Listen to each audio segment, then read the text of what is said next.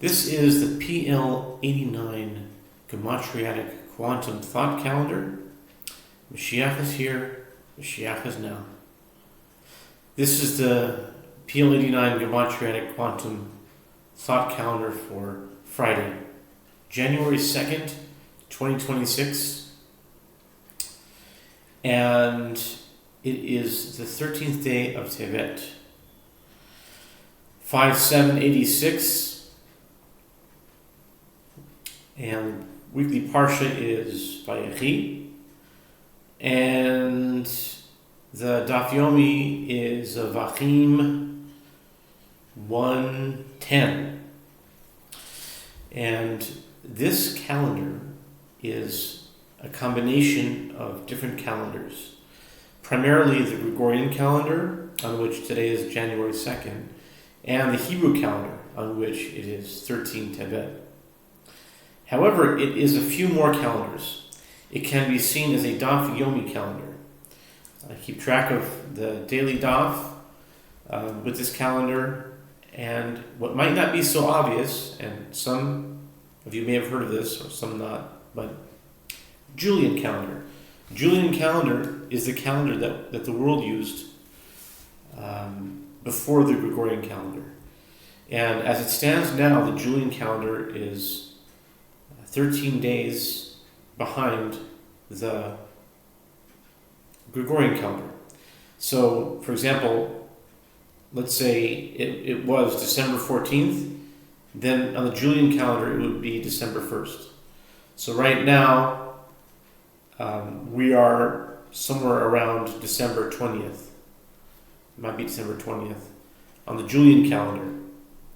And that, the reason for that, the reason that I include the Julian calendar is that it's 13 days behind. And 13 days, well and over and then some, covers the lost 11 days. There were 11 days that were lost because in 1582, when the Gregorian calendar was instituted,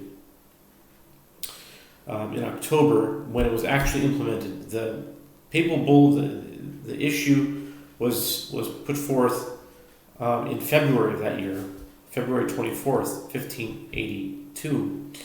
But it was implemented in October from what I have read, what I understand. And the moment it was implemented, 11 days vanished from history. So this seeks to recover what is lost in a way that can make sense in terms of calculating. Calculating is another way of just saying, thinking about it, or logically taking it into consideration, considering it, putting it in the mix, so to speak, putting it in the thought matrix, if you will. And so there is value to accounting for every day numerically, not just as the days pass by. Like today is the second. Now, even if we didn't have numbers, it would still be the day after the first. It was still in any language, or just in any counting system. But the number 2 and 3 and 4 and 5 and all these numbers are important because they all mean things. And if on the Gregorian calendar, let's just say it was on the 11th, and they corrected 11 days so that it became the 22nd. What happened to 12, 13, 14? The meanings of those numbers got lost. There's 12 means something. It's not just the name of a day or the number of a day. It's actually, now that's in the theory, in the philosophy of this counting idea, and I don't know how many people agree with that, but I think I would venture to say that there are those who do agree with every day, every number has a meaning which can be connected to the day.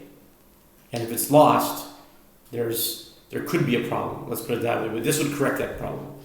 Anyway, the Julian calendar, back in September, I was including the Islamic calendar, which is a lunar calendar, and it was the same number day, and maybe one day off, but in 1 month it was exactly the same, and then one day off as the Hebrew calendar, because it's a lunar calendar. But the thing with the Islamic calendar is that it can drift throughout all the seasons. Like, for example, Rabi Elul was the month that would correspond to the Hebrew month of Elul. Kind of sounds the same, Rabi Elul, Elul. This year, but it's not always going to be in the fall or late summer. Sometimes it can be in spring. Sometimes it could be in the winter. It just depends there's nothing to regulate the moon. It's only the moon. There's no sun to regulate it. The Hebrew calendar is a lunar calendar, but it has the sun to regulate it, to keep it in the seasons.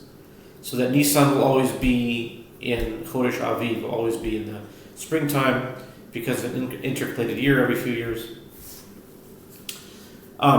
It seeks to understand what is known in Hebrew as Sod HaIbur, the secret of the intercalation. Meaning, when in a 19-year period, when are the intercalated years chosen, and why those years chosen? And it seeks to uncover, to understand the philosophy of the Sod HaIbur. So today, without going into all the mechanics of it, because oftentimes I explain the rules of it, and it takes a lot of time. So I'll just say the numbers of the day, and then go for the gematrias. Okay, the numbers of the day today, if it's January 2nd, will always be on box 7. Since there's no names of months here, you won't see any names of months. You have to plug in. It doesn't matter what the name is. It just matters what the number is. So if it's the second day of any month, any cardinal month, and you can look up in astrology what cardinal is. There's 3 types of months: cardinal, fixed, and mutable.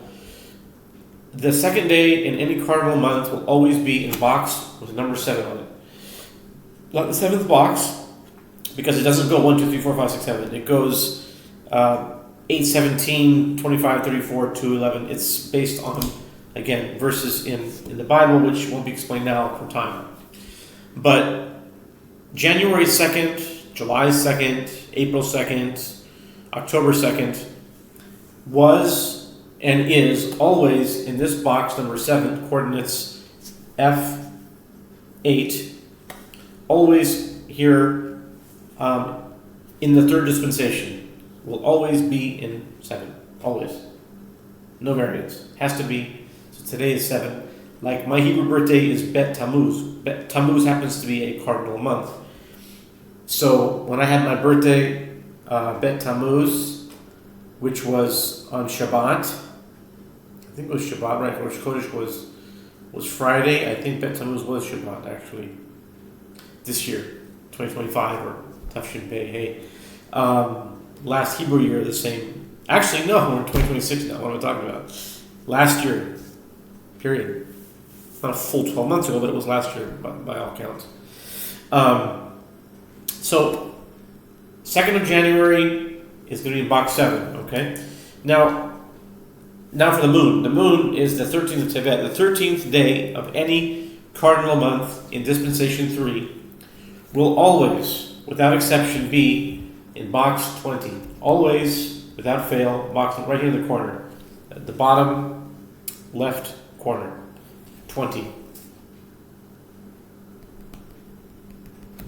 Okay? 20. So the method to calculate English gematria that I've been using, there's different methods. There's the plus 40 method, because this calendar is based on 40. And there's also just the sun and moon method, which means you just take the sun and the moon, meaning you take 7 and you take 20, and you add them together. 7 and 20. Now, I kind of made a mistake, because when I did the gematria, I'm noticing now I made a mistake. When I said the gematria, I just focused on this number 20. I didn't remember that that is 27. So I have to now, off the top of my head, I wrote down 6 words, but it was only for 20. So now I have to kind of discard that and I have to, because I did the 7 and I added 13, but you don't do that. You add 7 and 20. So let's do off the top of my head. Let's see. 27 equals Jeff, Debbie, spelled Debbie, Jeff, Debbie, red, the color red, red is 27.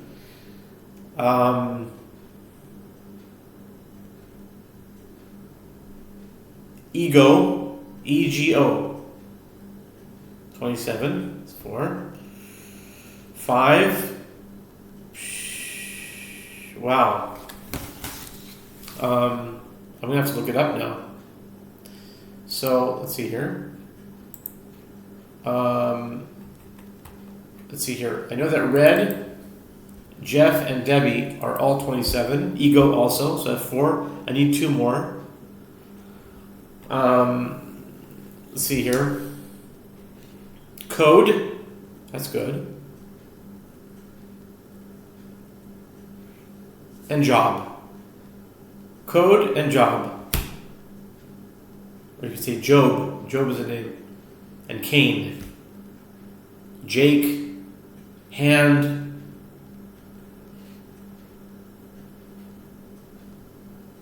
Wow. Dance. Bet. Eddie. Alma. Oak. Base. Fat. Oh, fat's a big one. Oh, so many of them. Half. Wow. Okay, I think we'll leave it at that for now, but I think you get the idea. Okay. I knew all these. When I'm seeing them, I knew all of them, but anyway.